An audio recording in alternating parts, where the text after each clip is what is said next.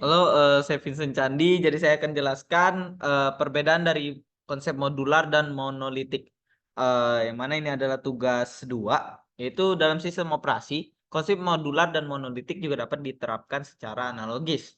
Namun hal ini lebih fokus kepada strukturalisme dan organisasi sistem operasi sendiri, bukan pada aplikasi yang berjalan di atasnya.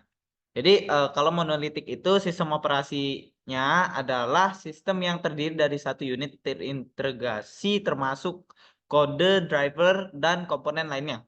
Struktur ini memungkinkan sistem operasi untuk mengelola segala sesuatu dengan efisiensi yang sangat tinggi, namun sulit untuk scalability dan debugging.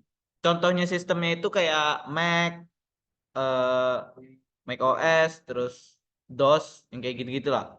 Terus modular. Kalau modular ini memecahkan sistem menjadi beberapa komponen independen yang dapat dinamis dan dapat diganti-ganti.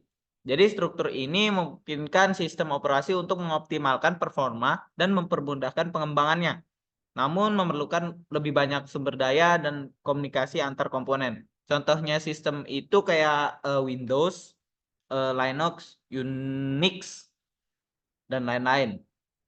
Eh, jadi pertimbangan antar model ini bergantung pada kebutuhan skala dan konteks proyeknya. Sistem operasi monolitik lebih cocok untuk sistem yang kecil dan relatif stabil. Sementara sistem yang modular itu lebih cocok untuk sistem yang besar dan kompleks. Itu aja penjelasannya. Sistem operasi merujuk pada program yang sedang dieksekusi. Berikut adalah penjelasan singkatnya. Jadi proses adalah unit kerja terkecil yang dieksekusi secara individu dan memiliki sumber daya yang dikelola oleh sistem operasi. Jadi sistem operasi bertugas mengelola proses-proses tersebut untuk memastikan setiap perangkat lunak bekerja dengan normal. Jadi yang chapter 4 kita bahas tentang thread. Eh, di chapter 3 tadi kita bahas tentang proses. Kita garis besarnya aja. Jadi saya lanjut ke chapter 4. Chapter 4-nya itu bahas threads sebagai unit pemanfaatan CPU. Jadi thread merupakan salah satu mekanisme pemanfaatan CPU yang memungkinkan komputer menjalankan dua tugas atau lebih secara bersamaan. Dibandingkan dengan proses tradisional heavyweight, thread dianggap sebagai proses ringan yang lightweight, yang lebih efisien.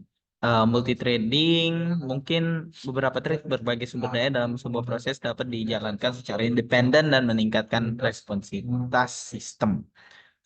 Terus ada konsep concurrence, yang mana concurrence itu menunjuk pada keterlibatan beberapa proses atau thread dalam sistem operasi berjalan secara paralel. Ini memungkinkan sistem operasi untuk mengelola sebuah proses atau thread secara stimulan, meningkatkan efisiensi dan responsivitas sistem.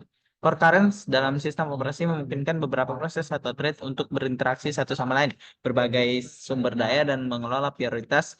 Ini memungkinkan sistem operasi untuk mengelola beberapa proses atau thread secara efisien dan memungkinkan beberapa pekerjaan dilakukan secara paralel. Itu aja penjelasan dari tugas 2, chapter 3 dan chapter 4. Sekian dari saya. Terima kasih.